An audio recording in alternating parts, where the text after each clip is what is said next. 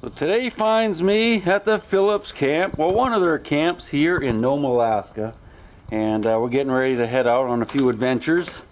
Really looking forward to it. This place is really cool. I got in yesterday, really tired, so I didn't do anything with the camera yesterday, but we're going to burn some film today for sure. We're going to take one of the rigs here. I'm not sure which one, but we're going to load it up and head down the beach and look around a little bit. He gave me his trusty 50 caliber to carry, just in case something comes after me. They have bear here, but you know, they say that's not really the big concern. Well, that is a concern, but they say what you really need to watch out for is the moose, that they can be very aggressive, and especially if they have babies. There's musk oxen here as well, so hopefully we're going to see some of those. I haven't seen any yet, but they're not too afraid of people from what I understand, but they're not aggressive either. Hey, Steve! Still cruising up the beach here, and we came upon what they call a beach box, or I guess I like a high banker, and this is where a guy has one set up, and they just leave them out here. And the reason they're here, I believe, because there's a bunch of that garnet sand, that pyritic? You say pyritic garnet? Pyropic garnet. And so what they're looking for is this red sand right here. This layer right here.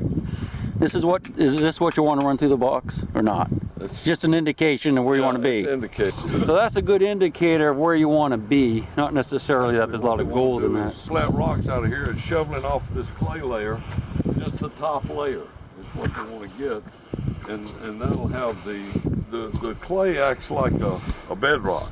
You're not really ever looking for bedrock in this area. You're looking for a clay layer, which will be your pay layer. And over here, Bo, you can see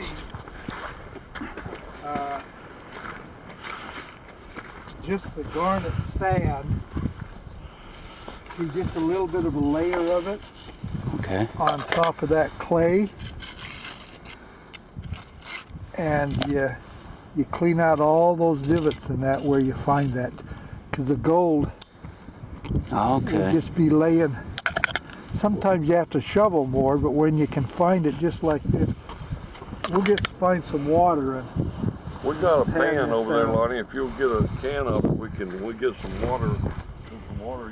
So you're basically taking a little sample now. We're going to pan it and see if there's anything in it. Yeah. Here's a little piece. One teeny speck. Yeah, we found gold. 2 specks. Oh, come on. You got to do I see better some than that. specks in here. This should be 200. If you get a pan of good material, you should have a couple of hundred of specks. Wow. Well, there may be. I didn't really settle it good, Lonnie. Yeah, it's not very good ground, is it? You should, because it takes millions of those specks. There's 2 specks. Yeah. You saw them, right? Yeah. Like I say, you can have ideal conditions and not have any gold in it. Well, at least we did find some gold. You're just going to try some of that rough stuff? You just grabbed a little bit from another area. Now, how much would you want to see in something like that, what you just took? Well, I guess we'll find out, won't we? Some of it's bigger than just the real minute stuff. You want to dissolve the clay.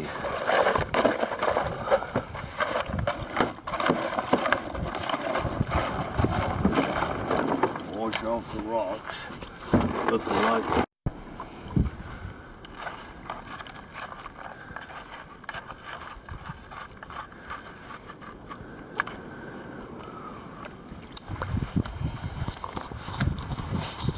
Sunlight where you see them.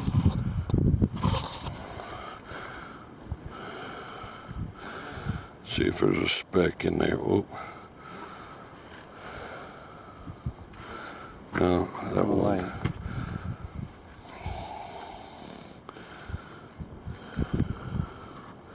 There's a little speck there. I don't see any.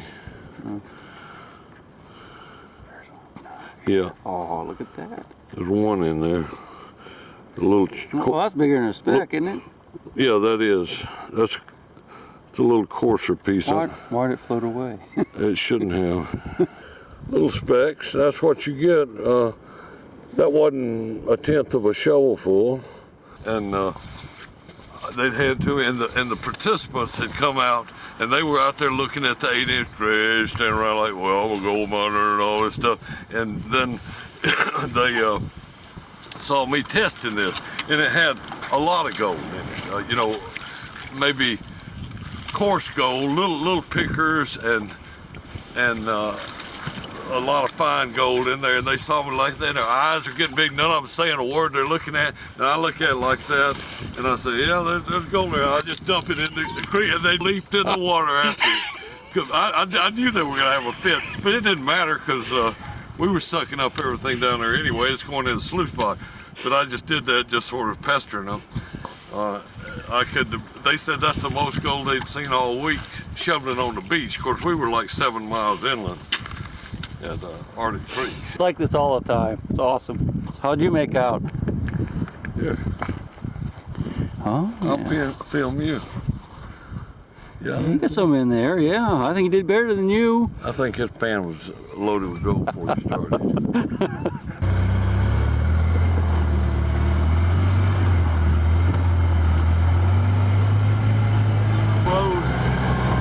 know what I think it is under here. Right. So I'm gonna go right through the middle of it. Some people try going over there, much more dangerous. Right through the middle of it.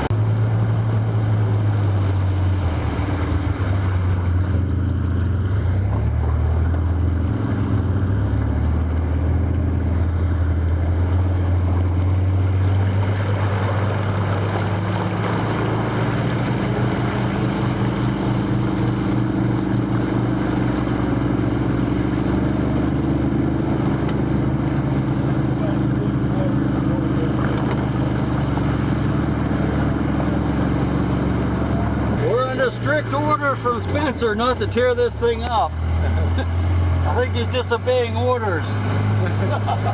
Yeah. Yeah, you are. Hey, this thing's supposed to go anywhere, isn't it? Well, it's going. This is somewhere.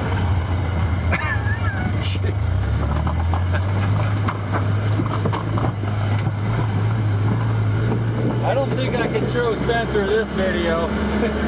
We'll have to steer him away from it. He's seen worse. What about Lonnie? How's he Is doing? he making it?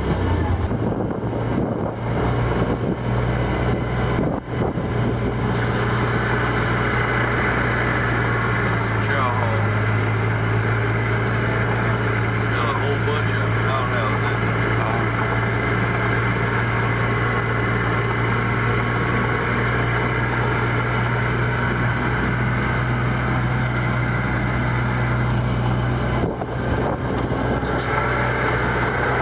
This is the Cripple Creek camp that the GPAA has, and they'll have a couple hundred people up here during the summer when they're running. They're not running right now, obviously. I guess I got to get back in the boat.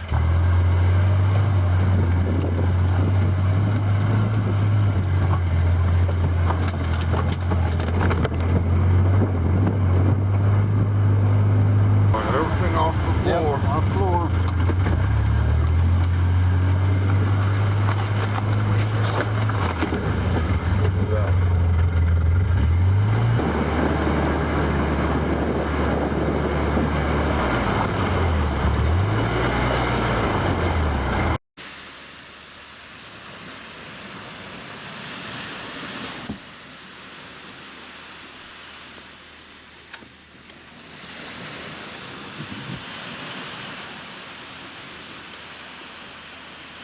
It's hard to believe that there's actually beaver up here.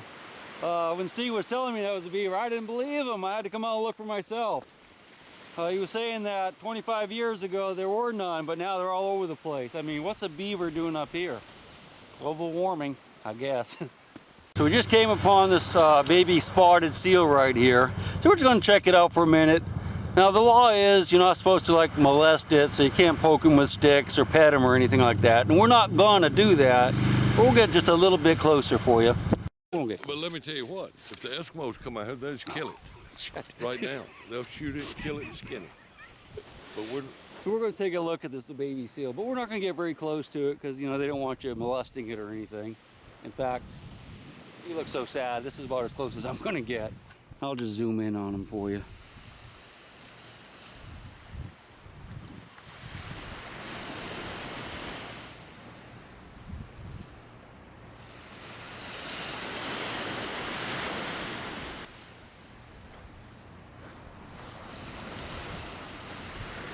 There's something about that, it's just very sad. Poor thing.